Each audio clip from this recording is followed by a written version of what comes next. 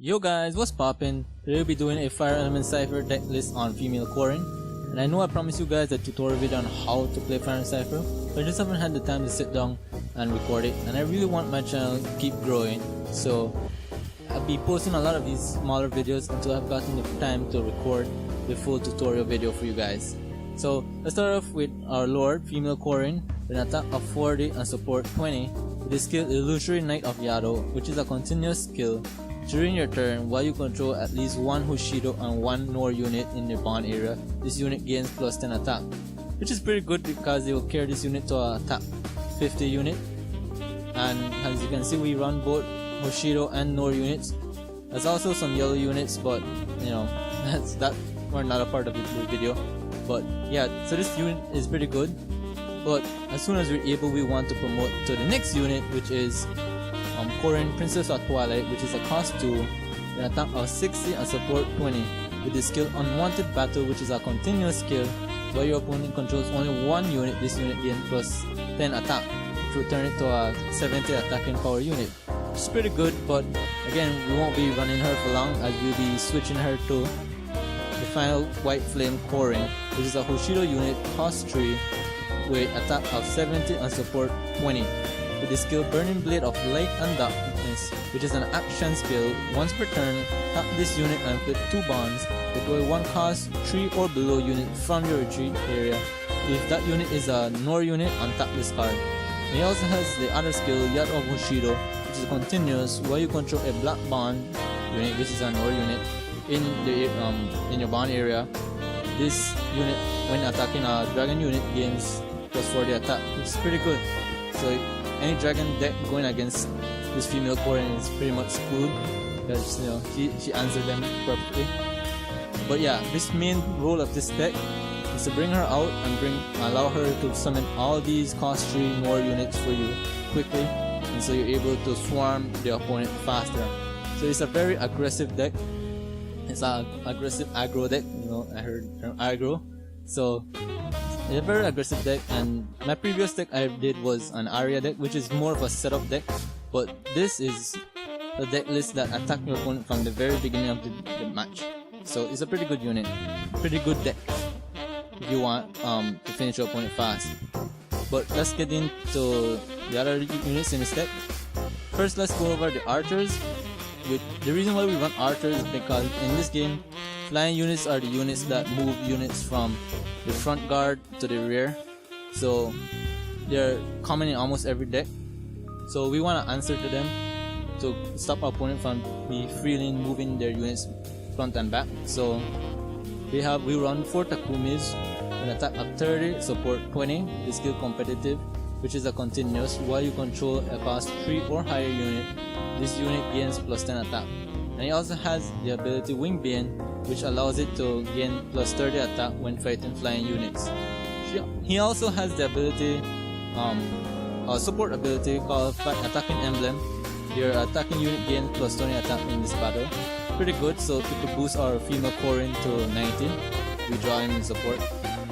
Then we run 4 Brigid, which has the same attack and support ability or support stats as Takumi. It has the skill Seal Bow, which is an action skill. Once per turn, flip 1 bond. This turn, this unit gains plus 10 attack. Similar to Takumi, but unlike Takumi, she has to pay a cost, while Takumi is as long as you have a cost 3 in your attacking field. Yeah, on your field. And which wouldn't be that hard because you'd be running a lot of cost 3 and above so that Corrin could summon them faster. So pretty good, but you know, if you need to boost the attack, then you can use her ability to flip a bond. And he also has the same support attack emblem, which gives your attacking unit a plus 20 attack. Pretty good.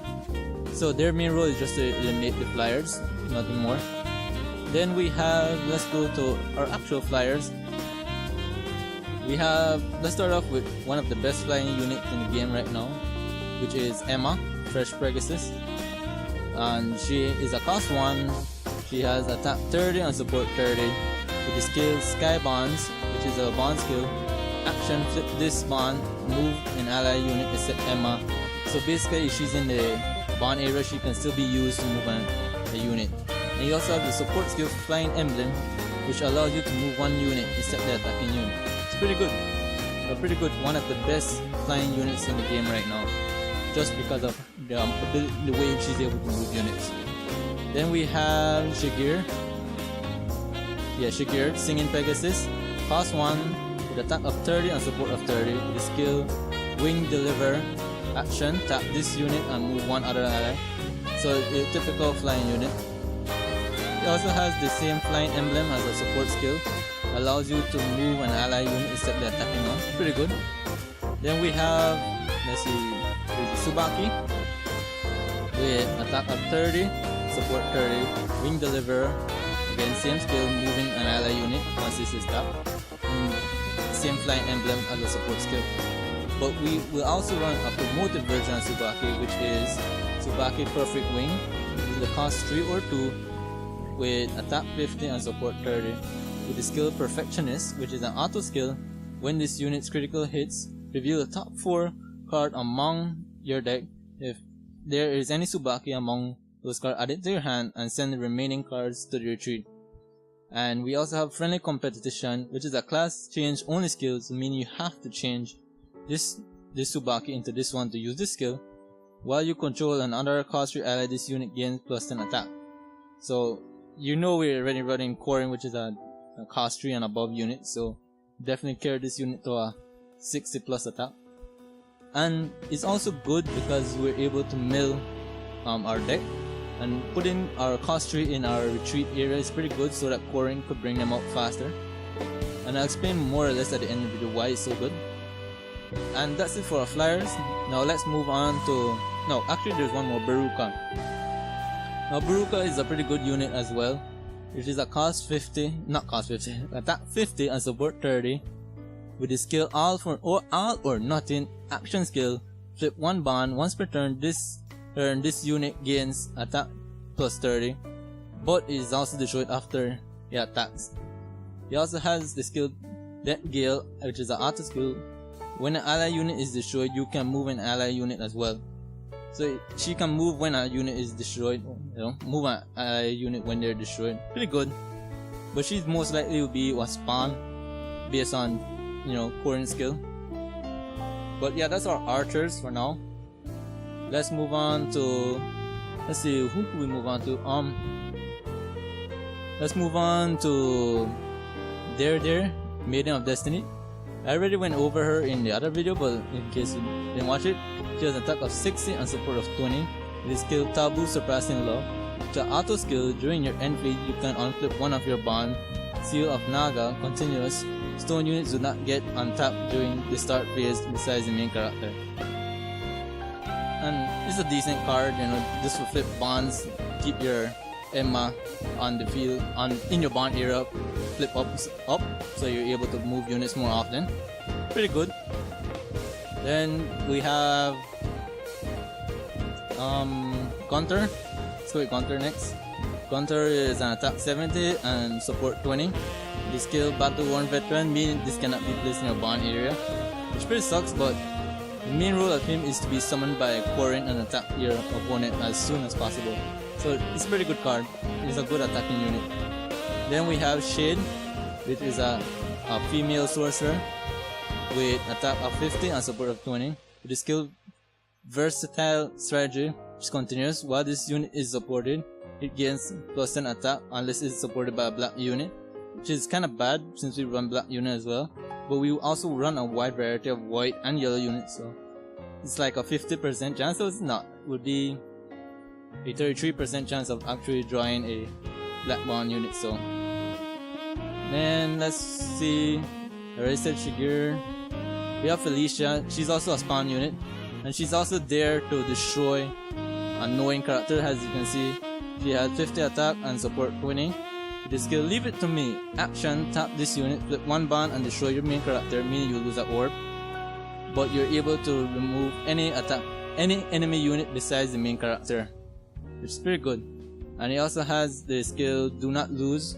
While you have no orbs, this unit gains +20 attack. Pretty good. And then we have Elise, which is a pretty good unit. She's Elise Blooming Flower Princess. Attack 60, support Corrin with the skill duplicate, which is a dragon vein, I guess. Action, flip 1 bond and 1 orb. Once per turn, this unit gains plus 30 attack this turn. If you control equal or fewer orbs than your opponent, untap this card. And he also has Shining Prayer, continuous while you control a face-up orb. Cost 2 and below unit cannot crit.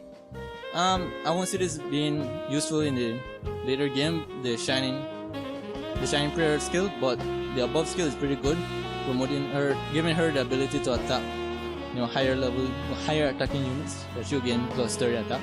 Pretty good. And I think I talked about every unit. But anyways, the main purpose of this deck, as I said, is to summon your cost tree as soon as possible. And because of all the cost trees you have, their abilities are pretty good, give them enough attacking power to get rid of your opponent quick. But like I said, Tsubaki is there to mill your deck and put as many units as you need in retreating areas to activate Corrin's skill. But remember, you only want to summon these Nor units. You don't want to summon any of the other cost trees.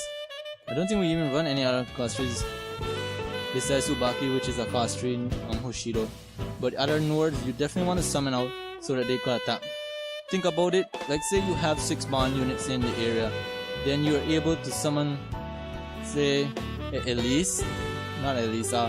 Beruka, and because you have a Gunter in the field, you can activate, in your retreat area, you can activate Corrin's ability to bring up that Gunter, so now you have 2 high level attacking units on the field, So it's pretty good. She's a pretty aggressive deck, and I really like her deck, And if you're just starting out, this wouldn't be a bad deck. Similar to area deck, wouldn't be a bad deck to get invested into. I don't think there's any really high cost card in this. Maybe the Elise might be a card that costs a lot to get, but around that, it's a fairly cheap deck, I would think. In my opinion, if it costs more than I think, then I'm sorry, But yeah, that's it for this deck list. I'll be trying to post up duos as soon as I'm able to get back into the community and find friends to duel. But yeah, thanks for watching, guys. I hope you enjoyed this content. Maybe leave a like and subscribe. Also, you gotta admit, these card designs are pretty cool, and that's why I really wish to have this game come to this side of the world so that it could be a little more cheaper to obtain. But thanks for watching, guys. Leave a like and subscribe if you enjoy. Bye.